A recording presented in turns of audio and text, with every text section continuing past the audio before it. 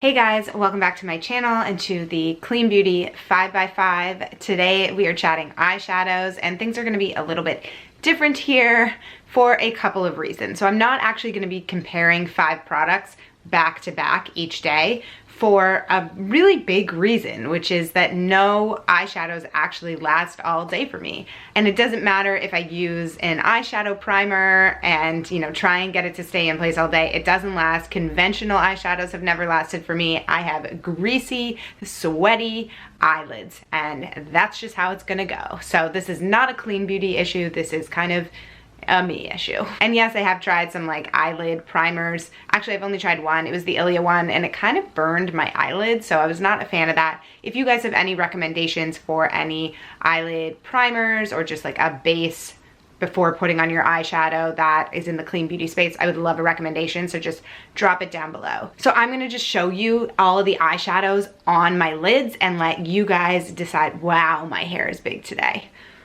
Okay, let's just try on these eyeshadows. I'm gonna give you feedback. We're starting with palettes because I feel like palettes are the best bang for your buck, and then I'm gonna talk about individual eyeshadow pods. So I figured we would start off with a product that I absolutely love, which is the Aether Beauty palette. There are 4 different versions of this palette. I have the rose quartz one.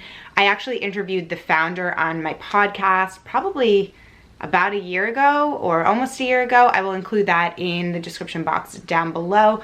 I really like this palette for a couple of reasons. One is that there's just so many different colors in there, so I feel like there's something for everyone. Every palette offers something different.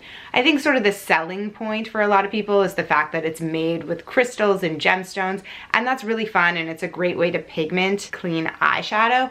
One of the main reasons why I love this company is because of how much their founder, Tyla, is passionate about sustainability. So you'll notice with the palette, it doesn't actually come with a mirror, and that's because it makes it more sustainable, easier to recycle. Plus, how many of us actually need a mirror in every single eyeshadow palette we have and every single clean beauty product that we have? We don't. So I appreciate that. I also appreciate that they're very transparent about where they source their mica from. So mica is sort of a hot topic in the beauty space. It's in pretty much every single eyeshadow product you find. It's in a lot of blushes, it's in bronzers, it's in a lot of beauty products. So the biggest issue with mica is not that it's bad for you. It's a mineral, it's totally safe. The issue is how it's being sourced. And there are certain places, certain mines where child labor laws are pretty horrible, and a lot of brands are sourcing from these mines, and it's just really sad and not okay.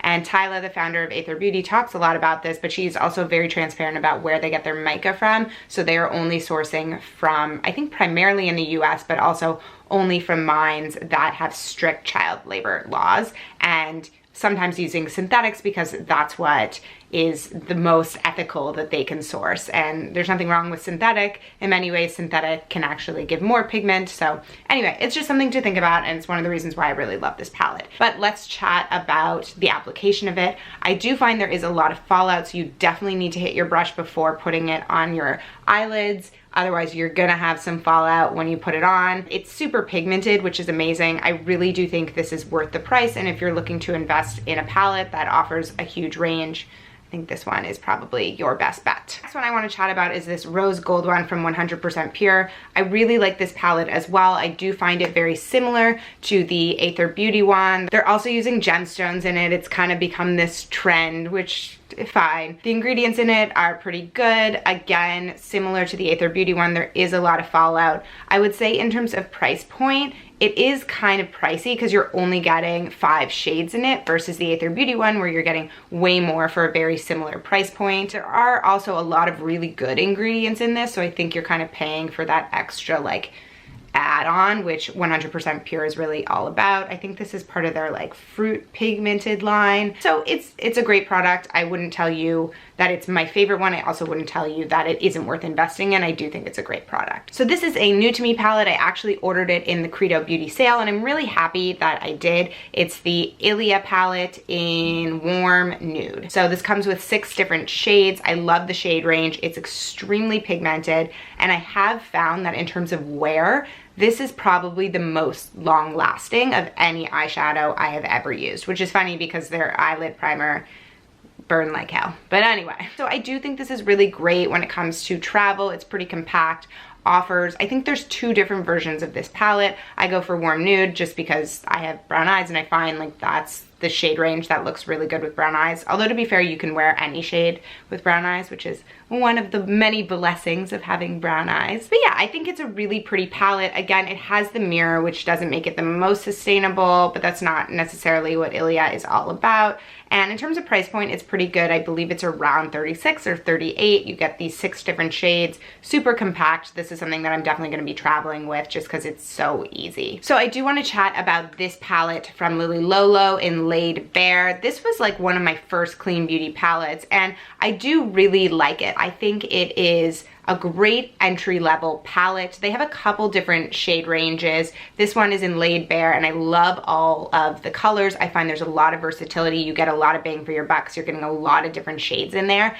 And that gold shade in there is one of my favorite gold shades that I found. So I do find myself reaching for this quite often. I will say it is not the most pigmented of all of the ones that I've shown today. Definitely not the most pigmented, so if you're looking for something with a lot of color and a lot of pop, this probably isn't for you. But if you are in a budget and looking to get a lot of product for not too much money, I think this is around 35 or 36 and you get 1, 2, 3, 4, 5, 6, 7, 8 different shades, then I do think that this is probably your palette. It's also really compact, so it's great for travel. So that's it for palettes. I do want to chat about a couple individual pods. Well, actually, they're not all pods, but you'll see. So these are the eye tints from Gressa.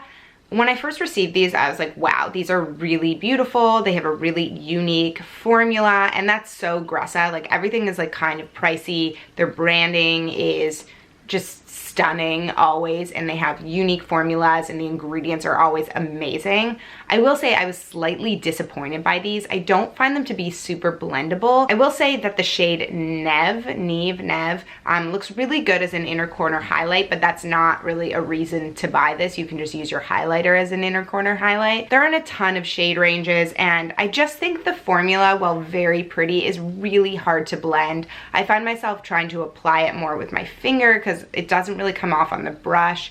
It lasts slightly longer because it's just this really interesting formula. I believe they're using a plant-based wax in it. You know, when you touch it, you think it's gonna be kind of wet, but it actually dries down. So it is very interesting. I think if you wanna play around, I'd love to hear from you guys, you know, how you use these and if you found them to be easier to blend in a way that I haven't quite figured out. But for now, they're not my favorite. I don't reach for them very often, but they are really beautiful, and as always, Gressa kills it on the ingredients. There's like 6 ingredients in this. I don't know how they do it, but it's very impressive. So I wanted to order an eyeshadow from Han because, as you guys know, I'm obsessed with all of their powder products. Their bronzer is amazing. I really like their blush. So I had pretty high expectations for their eyeshadow, and I will say it did not disappoint. It's not as like high-end as something like Gressa. It's very like basic ingredients and not super expensive. So they're not like adding that much to your skin, but they're also not taking away, which is great. And I do find this is extremely pigmented. I only have 1 shade of this, so I think I'm gonna buy a couple more to play around, but it is a really great shadow, and I recommend that if you just want individual shadows,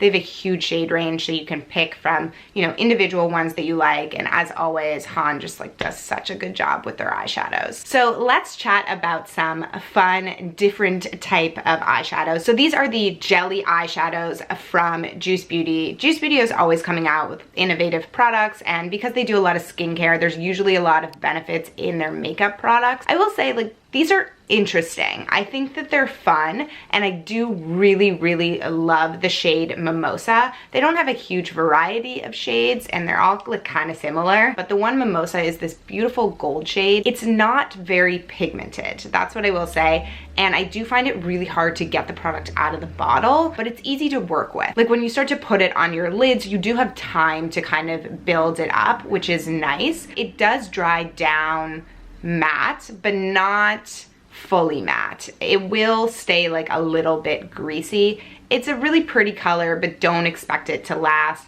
I find it fun to wear like if I'm filming a video or if I'm like going out for a couple of hours at night, but I'm not gonna really put this on at the start of the day and expect it to last, because it probably won't. So in a similar vein, and because I wanted to compare these products, I actually ordered this in the Credo Beauty sale, so I haven't had it for too long, but I've had so much fun playing with it. I'm actually wearing it right now, and that is the Kosas 10-second eyeshadow. It is such a unique product. I have never used anything like this. I asked you guys in the Credo Beauty haul if you wanted to see me try on a couple different shades, and I think I'm gonna order a couple more shades just to try them out, see how they look. It's totally different from the jelly eyeshadows, really because the formula is totally different. I will say there is alcohol in this, so if you have sensitive eyelids, then I wouldn't recommend. I do have sensitive eyelids, but I haven't found it to be too drying, other than the fact that I've had to try on every single one of these today, and my eyelids, you know, they hate me right now. This product is so pigmented. You definitely need to put this on with your finger. I think you could probably get away with a brush if you're like a makeup artist, but I'm not.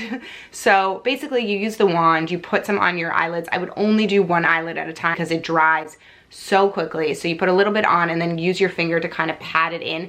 It's insanely pigmented and it truly is dry in 10 seconds. It's unbelievable. As you can see, like, it's pretty obvious that I'm wearing eyeshadow. So I think it would be really fun to play around with some of the different shades and see if the formulation differs for different colors. I think it would be really interesting.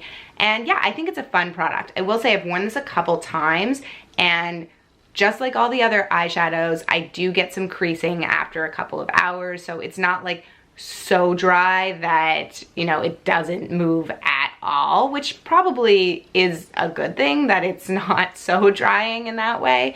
But yeah, it's not like this miracle eyeshadow where, wow, you have no creasing, but it is extremely long lasting for what it is and super pigmented, and I'm just in general a huge fan of this product. I feel like one thing I should have mentioned, and you guys know, is that I'm definitely not a makeup artist, so while I tried my best, I don't know what I'm doing when it comes to putting on eyeshadows. I can only give you my personal feedback.